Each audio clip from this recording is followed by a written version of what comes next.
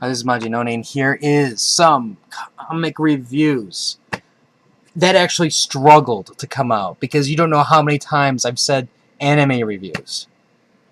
Anyways, Justice League number 19, Superior number 8, Nova number 3, and the 2 Age of Ultrons. I hope to get more done, but we'll just start with this for right now. And yes, I'm saying this quickly because I'm afraid I'm going to say the word anime again.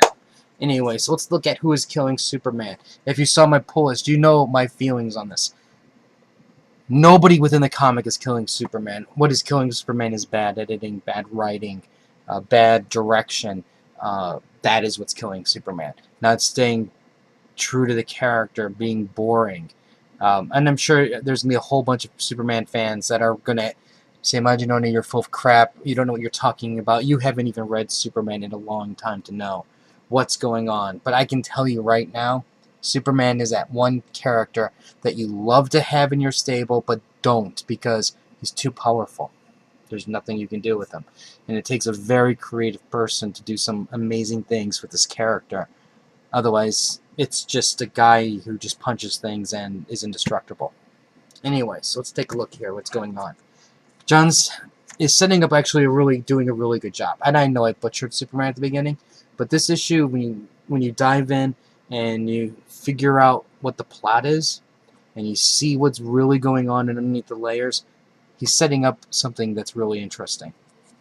What you have first is somebody who breaks into the Batcave, and amazingly, they have the same handprints, eye retina scans, and knows exactly where to go to get in and out without any troubles. And what he does is he steals something. Now, if you remember the Justice League series where Batman had special files on everybody that, how to stop them, this stems right from that, because if you notice, that's what he's basically doing. This person is stealing Kryptonite Ring, which, I'm not spoiling anything. You open the book and there it is. Now, from there, what we have is, we're just going to skip over the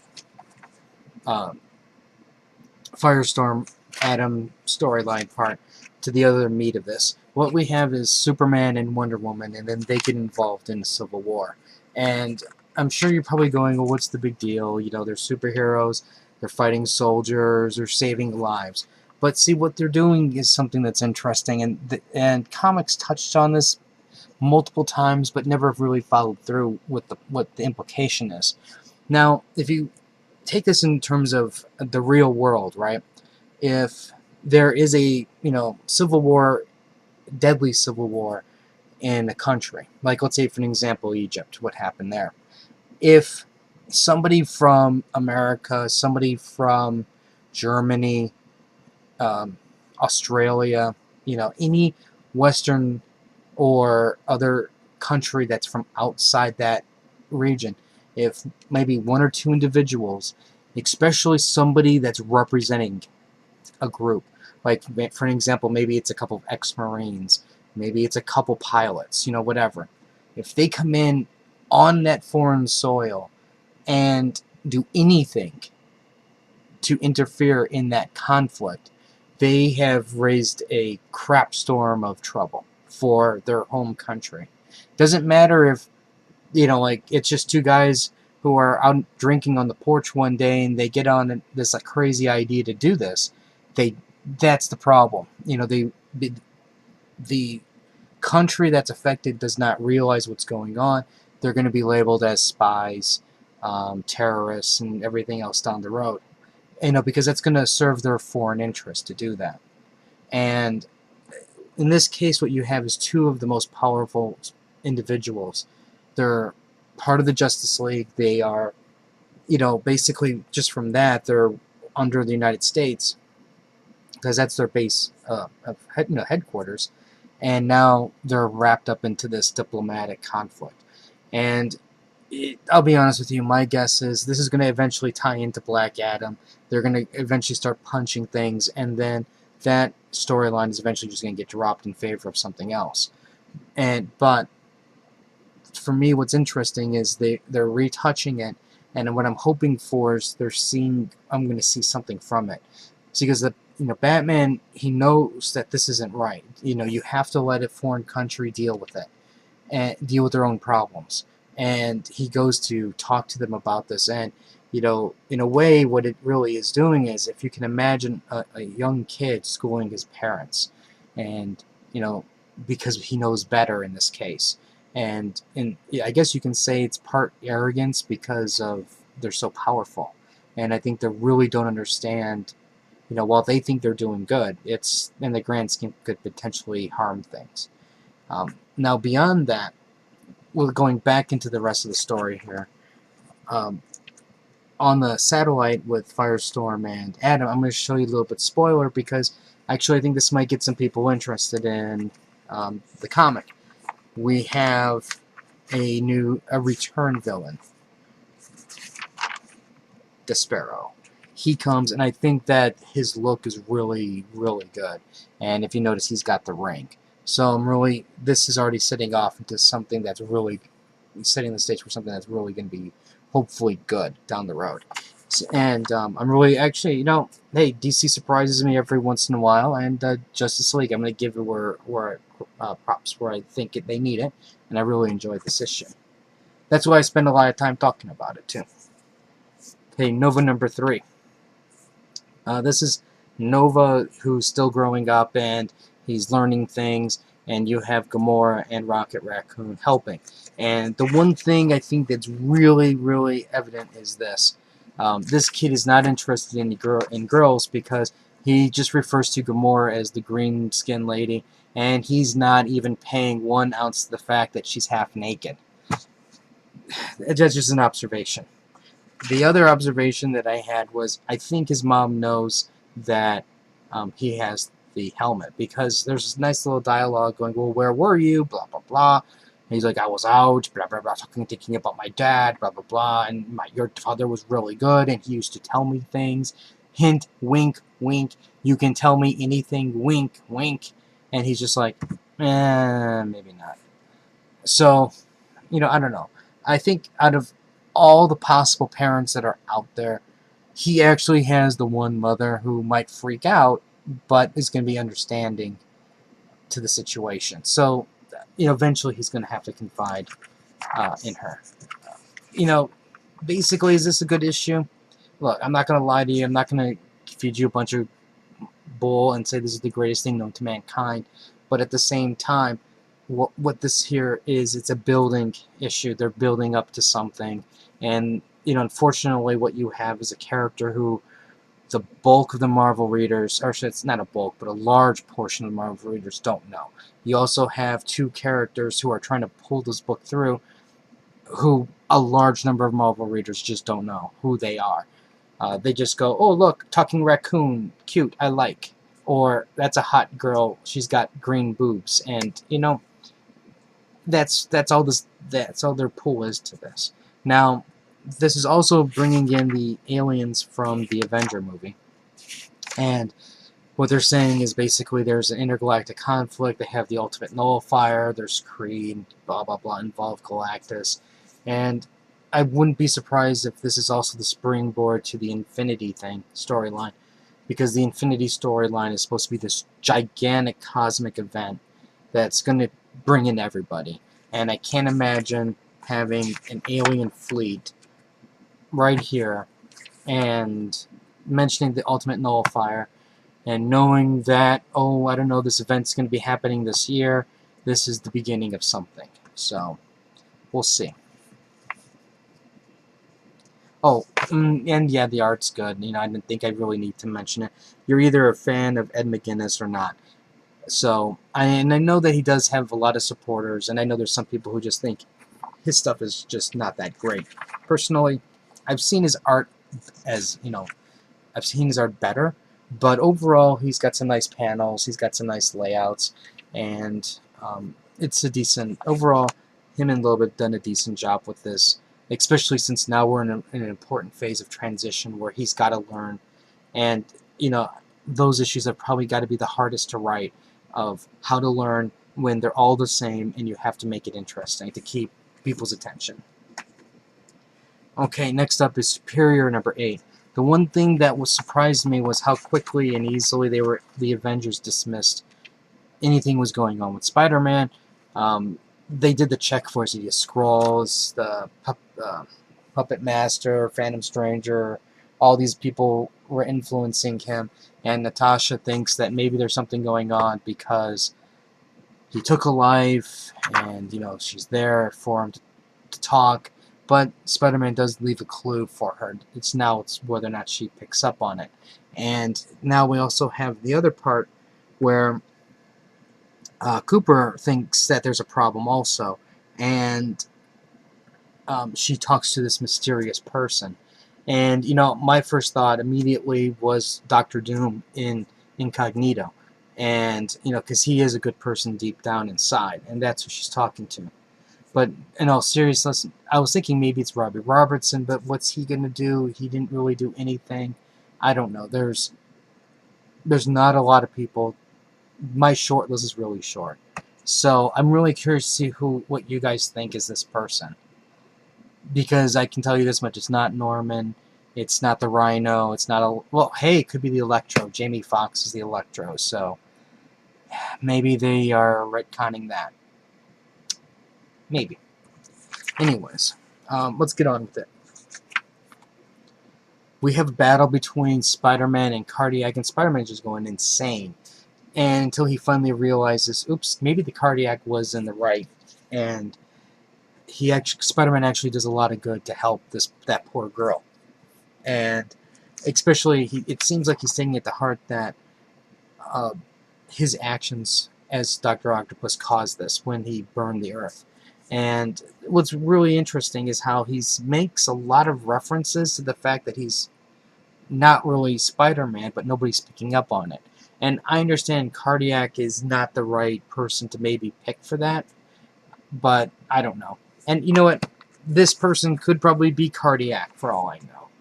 But, I don't know, he seems kind of friendly with the way this whole thing goes down. I don't know. Anyways, he asked for the if he can borrow the device, and Cardiac's like, sure.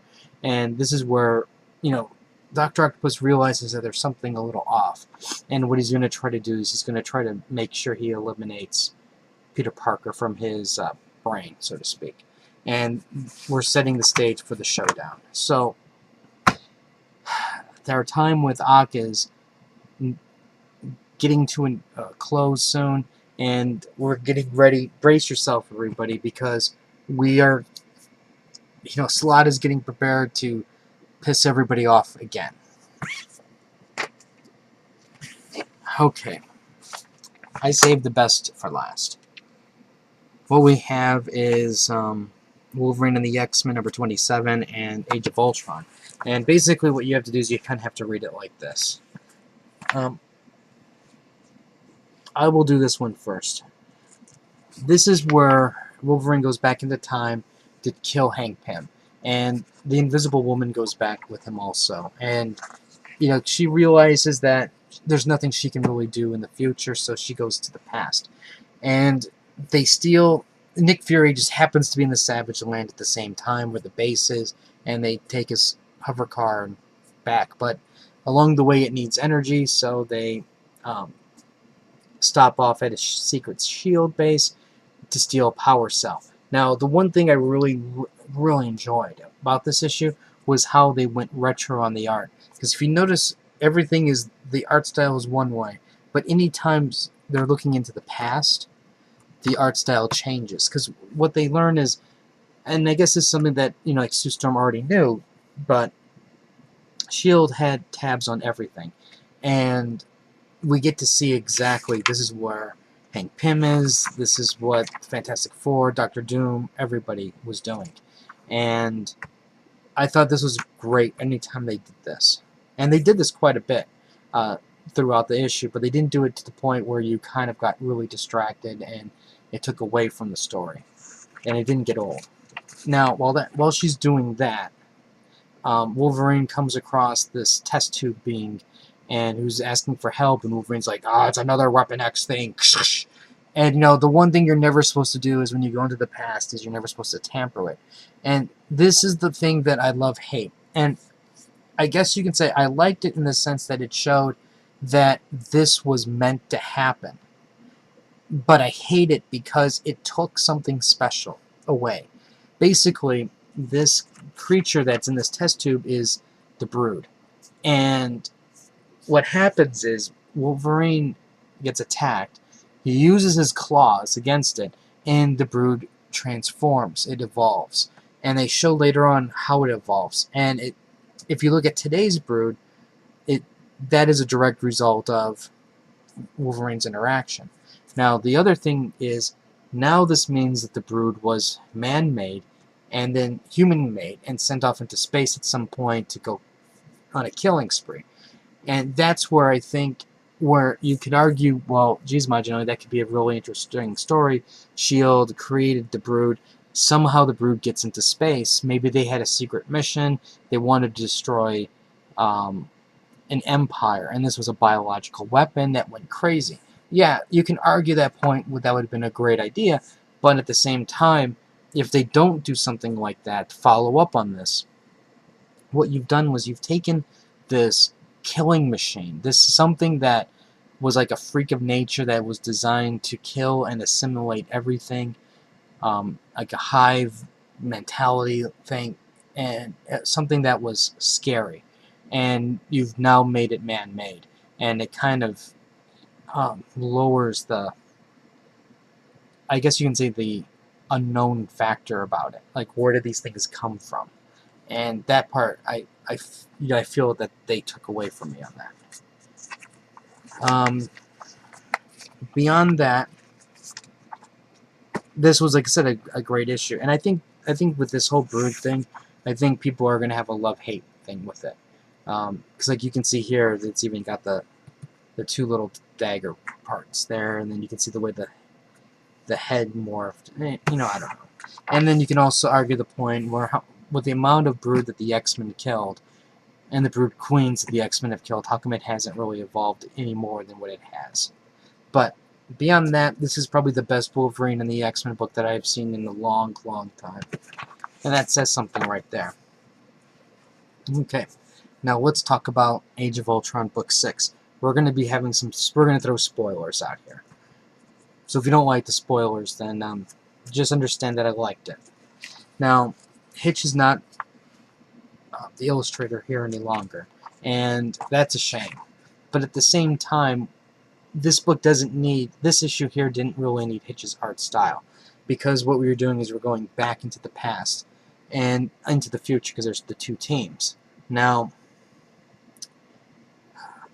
let me address the future first. This part of the story completely and utterly disappointed me. I thought that, you had potential, something interesting, something that, that's going to have lots of potential action. Now, granted, it's, they're up against incredible odds, and would they have succeeded? Probably not. Not a chance. But they still set up something that could have been really cool. And I understand what Bendis is doing is that what he really needed to do was, that's not the meat of the story. The meat of the story is right here. This is what matters. So this is cannon fodder. And this is a sacrifice to get to the end. And that's basically what happens to these guys. It's like they fly, you get to see, wow, that's not a wasteland. It's really lush and tropical here, like the Savage Land used to be almost. And, wow, the city really expanded, and it looks like it's just simply amazing looking. And then the Ultron heads attack, and then all, crap hits the fan, and they pretty much get wiped out like that. And they throw in a shocking thing with Captain America losing his head, and I understand what that is. It's designed just to make people go, oh my goodness, that is just the coolest thing. I've never thought that would happen. But, their purpose is to fail.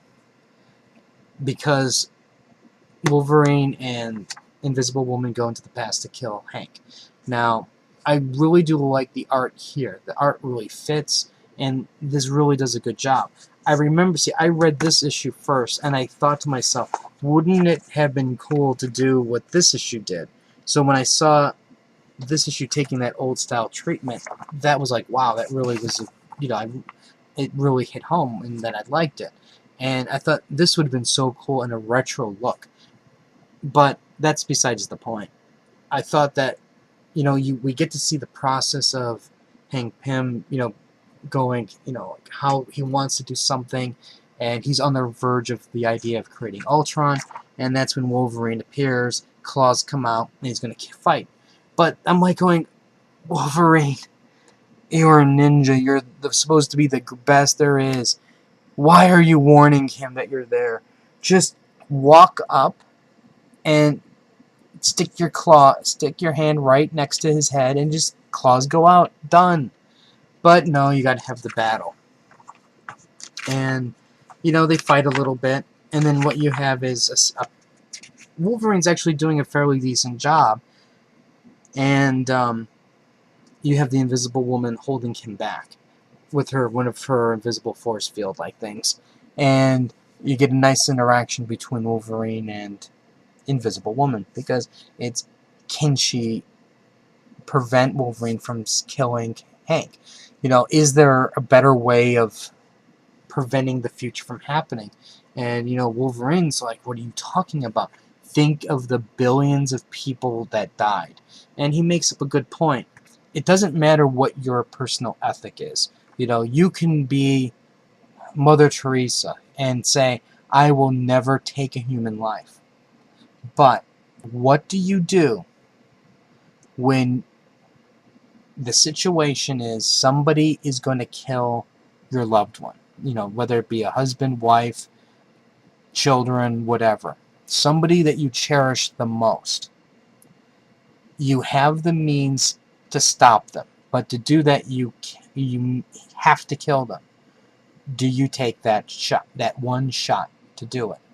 And, no matter how people take that high road and they say that they won't do it, when it really comes down to it, this is the life of one person compared to billions. And, it's a very, very tough decision to make, because, superheroes are always supposed to find the other solution. There has got to be another way. But, realistically speaking, if Wolverine stopped right there, would that have prevented Hank Pym from making Ultron? Or would he have done it anyways and made Ultron even more unstoppable? Or maybe because Wolverine left, that is why they are where they're at, currently. And this is their one and only chance. There's no, let's go back and play it again. They sink or swim. And, Invisible Woman makes a decision. Okay, have it your way. Kill him. And Wolverine kills Hank Pym. And this is going to send everything into craziness. Let's think about the ramifications here for a second. Hank Pym is dead in the past. How many storylines have been affected by Hank Pym? The very first time Hank Pym saved the Avengers, or any other character, is changed. And it's changed in ways that we would never right now can imagine. Also, let's look about what's going to happen too. Typically, anytime a superhero is killed, what you have is a witch hunt. And this is somebody who obviously broke into Hank Pym's lab and sliced up Hank. What's that going to do to the Avengers? How is that going to change the way the Avengers are as a team? What's that going to do to Captain America? What's that going to do to the Wasp? This is like uncharted territory here. And heck, what's that going to do to the Invisible Woman? Because now she is a part of murder, committing a murder. And that's got to fit somehow into that timeline where eventually that knowledge is going to catch up to her at some point. And, I'm really looking forward to what's going to happen. But I think what's going to happen is there's going to be some major changes, and people are going to get royally pissed. Even if that change is going back and bringing Hank back because, you know, what happened. And somebody stops Wolverine, you know, I don't know. But there's some crazy stuff that's going to be coming down the pike really soon because now time is completely out of whack. And it's the butterfly effect. You know, the other thing to think about is this. I wonder if they knew something was going on with Hank and they purposely took him out of the comics for a while. Because if you remember, I think the last time we saw Hank was when the Wasp came back, which was pre-Marvel Now. Post-Marvel Now, I don't remember seeing him. So I'm wondering if that was also done on purpose. And, you know, what's that going to do to Avengers Academy? What's that going to do with the Avengers Arena? You know, heck, what's that going to do to the Fantastic Four? You know. I mean, now, granted, Wolverine will get away with murder because there's no way that they're going to be able to figure it out unless there's a trace of adamantium in Hank's bloodstream and then and some hairs got left behind and somehow the database catches up to him. I don't know. I don't know. I just think that we're at some interesting times right now. And I really look forward to seeing what's going to happen. And I think when Marvel does their Marvel Now 2 relaunch, I think we're going to definitely see something new and different. Anyways, let me get you a code. See, and then, when they show this page is probably just what happened as a result of that one change. But I have a feeling the new Marvel Now will not look nothing like this. That this is not a possible universe for the future. But, I mean, we'll see. But does this even have a code? No, no code.